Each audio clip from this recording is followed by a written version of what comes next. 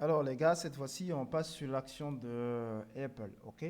Donc maintenant sur Apple, qu'est-ce qu'on a? En mensuel, bon, pour ceux qui suivent déjà la chaîne, ils ont compris comment on fonctionne et donc ils peuvent d'eux-mêmes déduire ce qui va en fait se passer sur l'action. Maintenant, avec toutes ces vidéos-là, vous devrez être capable de comprendre le scénario et comment entrer et comment sortir son premier take profit. Après, vous gérez comme vous pouvez le reste. Le plus important, c'est de pouvoir se protéger d'abord, après voir comment aller chercher plus. Donc, ce qu'on cherche forcément, c'est ça le scénario. Un, 2, 3. OK? Donc, on utilise la banque de Bollinger pour pouvoir faire ça. C'est-à-dire qu'on espère que les prix viennent tester la borne inférieure ici dans ce cas de figure. Ça veut dire que la force est au vendeur. On espère que les acheteurs vont réagir. Donc, nous avons le pullback. Et après, on espère que les vendeurs vont remettre un coup de pression, ce qui fait qu'on aura le breakout à la fin. Donc, s'ils réussissent à remettre le coup de pression euh, aux acheteurs, ça veut dire qu'on aura ce breakout. S'ils ne réussissent pas, on finira par tester la bonne supérieure et le scénario va se dérouler en sens inverse. Donc, comme vous avez vu ici, actuellement sur l'action de Apple en mensuel, qu'est-ce qu'on a? C'est que les prix ont testé la bonne inférieure. Ça veut dire que les vendeurs sont au contrôle. Les acheteurs essayent de renverser la tendance. Normalement, ils devraient échouer. S'ils échouent, il y aura le breakout et puis ça ira beaucoup plus bas que vous ne le pensiez. Donc, dans ce cas de figure-là, c'est ce qui va se passer s'il y a plus de chances en fait qu'on continue à baisser. Donc, nous, si vous êtes quelqu'un qui veut acheter l'action d'Apple, pour vous, il faudrait attendre que sur le graphique mensuel, bien sûr, que les prix viennent tester la bonne supérieure afin de donner la main aux acheteurs pour qu'ils aient plus de puissance. Comme ici, par exemple, vous avez vu, les prix ont quitté, les prix sont venus, ont testé, il y a eu le pullback avec clôture en dessous de la moyenne mobile de 5 périodes à ce niveau, et puis on a eu le breakout.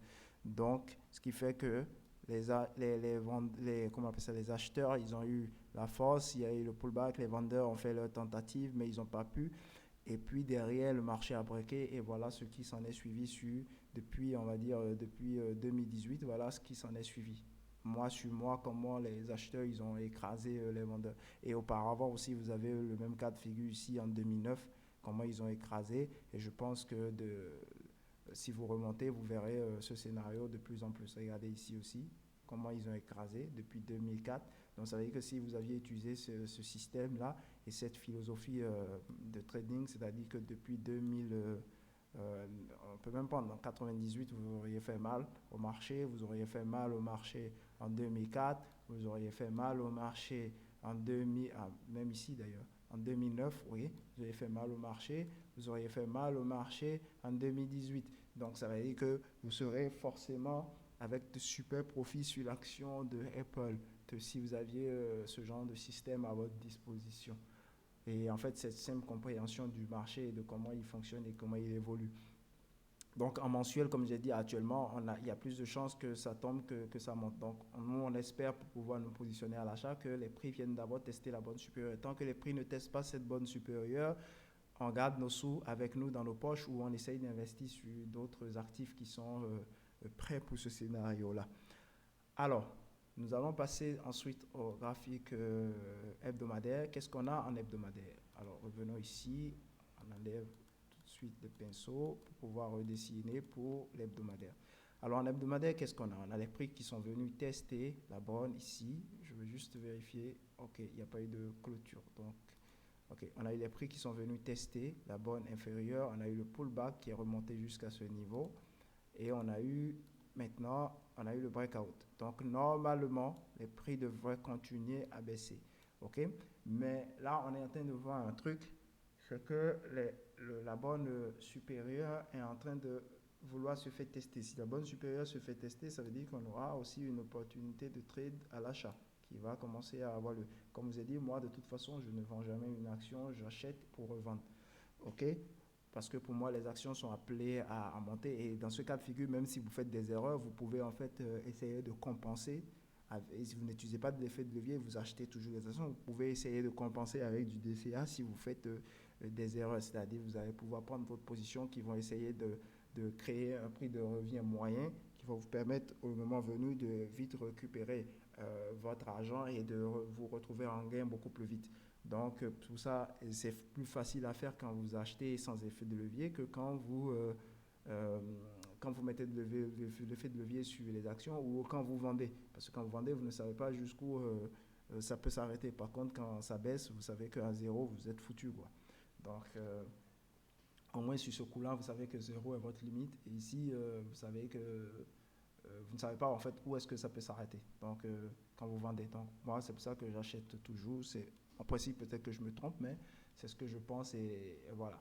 Donc, sur le graphique hebdomadaire, comme j'ai dit sur Apple, on s'attend forcément à ce que, normalement, que ça baisse. Mais ici, on est en train de tester. Donc, si on teste la borne supérieure, ça veut dire que le scénario va s'inverser pour qu'on aille plus à l'achat. Alors, on va passer au graphique journalier pour conclure sur cette action. Et qu'est-ce qu'on a en journalier? On va retirer à nouveau nos pinceaux. 1, 2, 3, 4. OK. On avait ici déjà le drop, vous avez vu. Test, pullback, validation, drop. Ici, test, pullback, hausse, ça n'a pas marché. On a perdu notre trade. Ici, on a eu test, comment on appelle ça? On a eu le test, le pullback, validation à la baisse. OK. Maintenant, on est en train de chercher à la hausse. Ce qui veut dire que on a test, pullback, pardon, excusez-moi, il n'y a pas eu de pullback ici parce qu'il n'y a pas eu la clôture en dessous de la moyenne mobile de 5 périodes. Donc, on va refaire ça. On a le test, on a le pullback ici parce que c'est ici qu'il y a eu la clôture en dessous de la moyenne mobile de 5 périodes et maintenant le breakout à ce niveau. OK? Parce qu'ici, il n'y a pas eu la clôture de la bougie rouge ne s'est pas faite en dessous de cette moyenne mobile. Donc pour ça, je ne considère pas ça comme un vrai pullback. Mais par contre, ici, je considère ça comme un vrai pullback. Donc là, maintenant, on va espérer dans les jours à venir que l'action de Apple fasse une fois cette distance. Donc on se retrouverait à 170 pour l'action de Apple. Si tout se déroule bien, on doit être à 1,70 en journalier. Donc, en résumé, en journalier, la force aux acheteurs, en hebdomadaire, la force aux vendeurs, même si là, il ne reste pas beaucoup pour que la force se passe aux acheteurs, et en mensuel, la force aux vendeurs. Voilà, en résumé de quoi il est question sur les trois unités de temps. Merci, et on passe à l'action suivante.